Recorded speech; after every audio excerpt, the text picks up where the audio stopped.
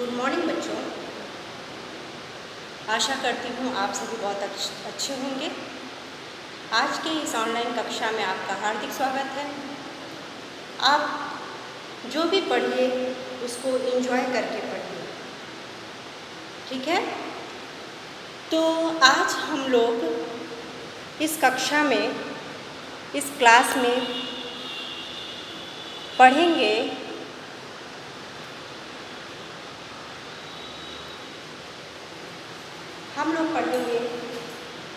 उत्पादन फंक्शन के अंतर्गत, प्रोडक्शन फंक्शन के अंतर्गत, उत्पादन फलन के अंतर्गत हम लोग पढ़ेंगे आज ह्रास मान प्रतिफल नियम या क्रमागत उत्पत्ति ह्रास नियम, या इसे परिवर्तनशील अनुपातों का नियम भी कहते हैं, ठीक है। तो आज इसी के विषय में हम लोग पढ़ेंगे। इसको उत्पत्ति ह्रास नियम भी कहा जाता है साधारण तौर पे, या साधारण भाषा में इसको उत्पत्ति ह्रास नियम भी कहते हैं।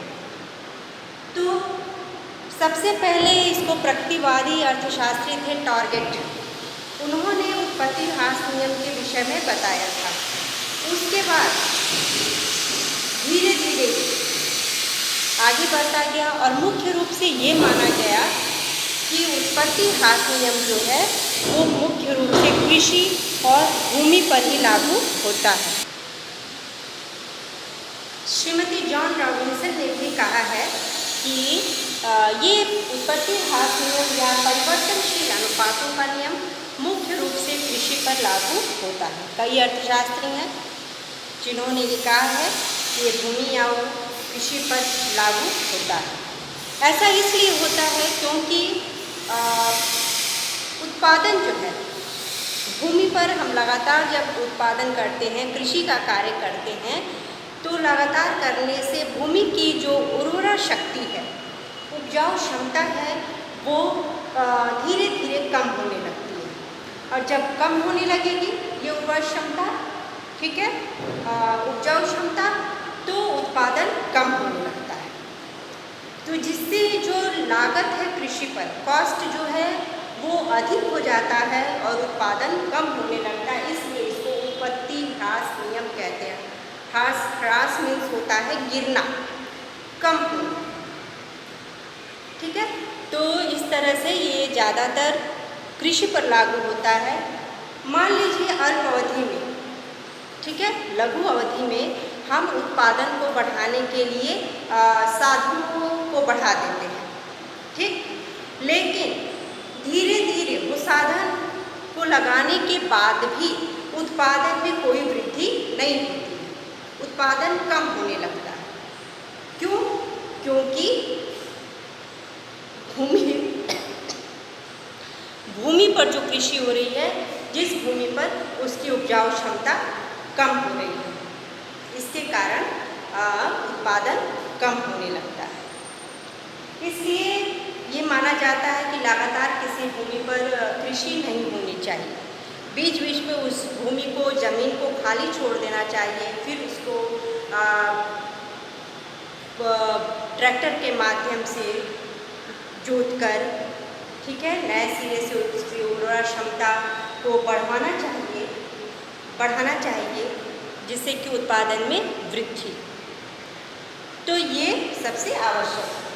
अब इस नियम के लागू होने के लिए या क्रियाशील होने के लिए कुछ मान्यताएं हैं। जैसे पहली मान्यता है, उत्पादन के साधनों के अनुपात को परिवर्तित कर सकते हैं। जैसे कि मैंने बताया कि लघु अवधि के लिए, कुछ समय के लिए हम उत्पादन के साधनों के अनुपात जो है उसमें वृद्धि कर सकते हैं। हम श्रमिकों की संख्या बढ़ा सकते हैं, हम मशीनें बढ़ा सकते हैं, सब कुछ कर सकते हैं, ठीक है। लेकिन बढ़ाने के बावजूद उत्पादन क्या होता है, कम होने लगता है, क्योंकि भूमि की उपजाऊ क्षमता जो है वो कम होने लगती है। दूसरा है, परिवर्तनशील साधनों की समस्त इकाइयाँ समान होती हैं। परिवर्तनशील साधन जैसे श्रम एक परिवर्तनशील साधन है। उसमें हम आसानी से परिवर्तन कर सकते हैं, बढ़ा सकते हैं, घटा सकते हैं। लेकिन इकाइयाँ क्या होनी चाहिए? जब हम श्रम का परिवर्तन करें, श्रम में वृद्धि करें, तो सिर्फ श्रम का ही परिवर्तन करें, दूसरी चीज़ों का नहीं, तब ये नियम लागू होगा। क्योंकि श्रमिकों की भी कार्य क्षमता, लगातार जो श्रमिक हैं वो लगातार सक्रिय नहीं होते, ठीक ना, क्रियाशील नहीं होते, उनकी भी कार्य क्षमता धीरे धीरे कम होने लगती है। जब उनकी कार्य क्षमता कम होगी तो उत्पादन पर भी इसका प्रभाव पड़ेगा। नेक्स्ट है, इस नियम के क्रियाशील होने के लिए चाहिए कि कुछ साधन स्थिर रहे और कुछ साधन परिवर्तनशील हो।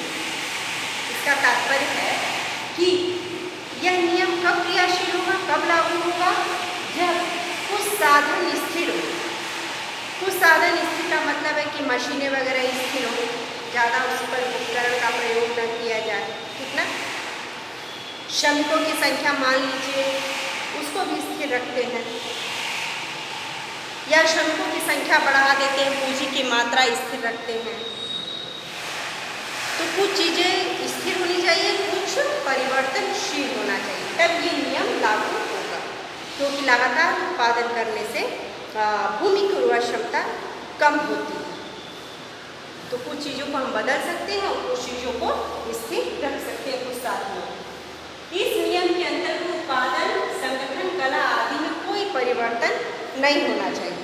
मतलब कि जब हम परिवर्तन कर देंगे उत्पादन के लिए, संगठन में परिवर्तन कर देंगे, कला में, कला का मतलब है कि नई नई टेक्निक का प्रयोग करेंगे कृषि के लिए, ठीक ना, कृषि करने की जो नई नई कलाएँ आई हैं उसका प्रयोग करेंगे तो फिर उत्पादन में वृद्धि होता है। तो ये नियम क्रियाशील नहीं होगा।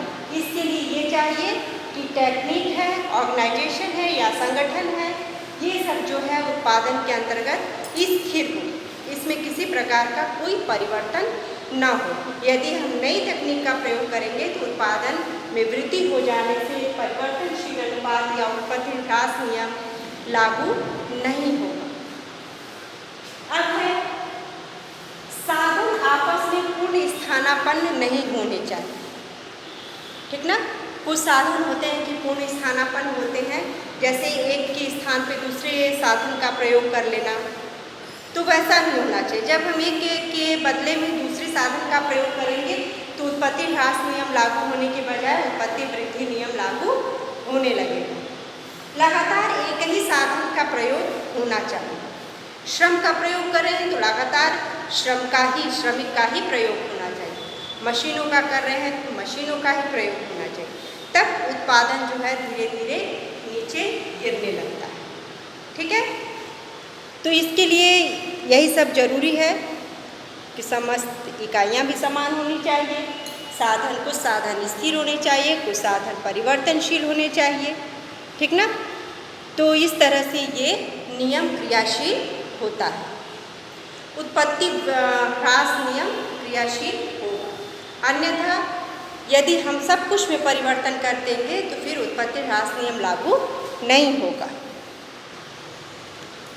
परिवर्तनशील अनुपातों के नियम के अंतर्गत देखिए, यदि हम साधनों के अनुपात में वृद्धि कर रहे हैं तो उत्पादन में वृद्धि होगा, तो यहाँ पे उत्पत्ति वृद्धि नियम लागू होगा, ठीक है। यदि हम सभी साधनों को स्थिर रखते हैं, कुछ भी उसमें परिवर्तन नहीं करते हैं, तब उत्पादन जो है एक समय जितनी हम लागत लगाएंगे उतनी ही हमको देगा, लेकिन एक समय के पश्चात उत्पादन में धीरे धीरे कमी होने लगती है। यानी इसमें तीनों चीज़ें लागू होती हैं। परिवर्तनशील अनुपातों में हम कभी साधन को बढ़ा देते हैं, कभी कम कर देते हैं, कभी सभी इकाइयाँ समान रखते हैं, यानी कि उत्पत्ति वृद्धि नियम लागू होता है, ठीक है। उत्पत्ति वृद्धि नियम लागू होता है और उत्पत्ति ह्रास नियम, उत्पत्ति समता नियम, उत्पत्ति समता नियम या फिर उत्पत्ति ह्रास नियम लागू होता है। उत्पत्ति ह्रास नियम होता है। तीनों चीज़ों का इसमें मिक्सचर होता है। परिवर्तनशील अनुपातों का नियम या अर्थार्थ यही है कि जैसे जैसे हम साधनों में शुरू में देखिए जितनी उत्पादक लगाता है, ठीक ना, शुरुआत में जब कोई भी किसान है वो कृषि करने जाता है तो जितनी वो साधन लगाता है उससे अधिक उसको प्राप्त होता है, ठीक ना, मतलब लागत से ज़्यादा उसका उत्पादन होता है। जब लागत कम और उत्पादन ज़्यादा होगा, ठीक है, लागत कम और उत्पादन जब ज़्यादा होगा तो उत्पत्ति वृद्धि नियम लागू होगा, ठीक। कॉस्ट जो होता है वो कम हो, ठीक है, और प्रोडक्शन ज़्यादा हो। प्रोडक्शन जो है वो ज़्यादा हो तब उत्पत्ति वृद्धि नियम लागू होगा। इसको हम वृद्धिमान प्रतिफल नियम भी कह सकते हैं, स्टेज ऑफ इंक्रीजिंग रिटर्न्स, ठीक है, स्टेज ऑफ इंक्रीजिंग रिटर्न्स भी कह सकते हैं, यानी कि वृद्धिमान प्रतिफल नियम या उत्पत्ति वृद्धि नियम। उत्पत्ति वृद्धि नियम। तो कोई भी उत्पादन का कार्य यदि हम सर्वप्रथम शुरू करते हैं तो शुरू में कुछ समय के लिए व्यक्ति को हानि हो सकता है, लॉस हो सकता है, लेकिन बाद में फिर धीरे धीरे इसमें वृद्धि होने लगती है। और जब कॉस्ट जो है, कॉस्ट और प्रोडक्शन दोनों क्या हो, बराबर हो, तो उत्पत्ति समता नियम लागू होता है, ठीक है, उत्पत्ति समता नियम, यानी दोनों चीजें यहाँ पे क्या है, बराबर है।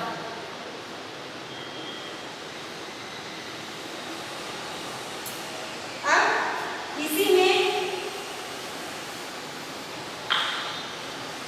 जितनी लागत लगा रहा है उत्पादक उतना ही उसका उत्पादन हो रहा है, उतना पैसा लगा रहा है उतना ही उत्पादन हो रहा है, उत्पत्ति समता नियम। अब धीरे धीरे उत्पादन लगातार भूमि पर हो रहा है, कृषि हो रहा है, तो उत्पादन क्षमता क्या हो जाती है, कम होने लगती है। भूमि की उर्वरा क्षमता जो है, उर्वरा शक्ति जो है वो धीरे धीरे धीरे धीरे लो होने लगेगी, गिरने लगेगी, कम होने लगेगी, जिससे उत्पत्ति ह्रास नियम लागू होता है, यानी कि हम उसमें साधन पर्याप्त मात्रा में लगाते हैं, हर एक चीज़ लगाते हैं, लागत अधिक लगने लगती है, लेकिन धीरे धीरे उत्पादन कम होने लगता है, यानी कि कॉस्ट ज़्यादा और प्रोडक्शन जो है वो कम होने लगता है, ठीक। प्रोडक्शन जब कम होगा तो उत्पत्ति समता नियम, उत्पत्ति ह्रास नियम लागू होगा, ठीक है। तो इसमें स्टेज ऑफ डिमिनिशिंग रिटर्न्स कह सकते हैं इसको, स्टेज ऑफ डिमिनिशिंग रिटर्न्स या उत्पत्ति ह्रास नियम, ह्रासमान प्रतिफल नियम, यानी हमको मिलता कम है और हम लगाते ज़्यादा है। ज़्यादातर आप कृषि जो लोग कर रहे होंगे उनसे पूछिएगा तो वो आपको बताएंगे कि कैसे कृषि पर लगातार कृषि करने से किस प्रकार से उसकी उपजाऊ क्षमता कम हो जाती है, ठीक है। तो इस तरह से ये तीनों अवस्था परिवर्तनशील अनुपातों के नियम के अंतर्गत लागू हो जाती है। लेकिन सबसे आवश्यक है, सबसे मोस्ट इम्पॉर्टेंट जो वो है नियम वो है उत्पत्ति ह्रास नियम या क्रमागत उत्पत्ति ह्रास नियम इसको कहते हैं, या परिवर्तनशील अनुपातों का नियम, ह्रासमान प्रतिफल नियम, ये सब इसको कहा जाता है। तो कुल मिला के यही है कि कोई भी जितनी हम उत्पादन के साधनों की इकाइयाँ बढ़ाते हैं स्टार्टिंग में उतना अधिक उत्पादन होता है, लागत हमारी कम लगती है लेकिन उत्पादन ज़्यादा होता है।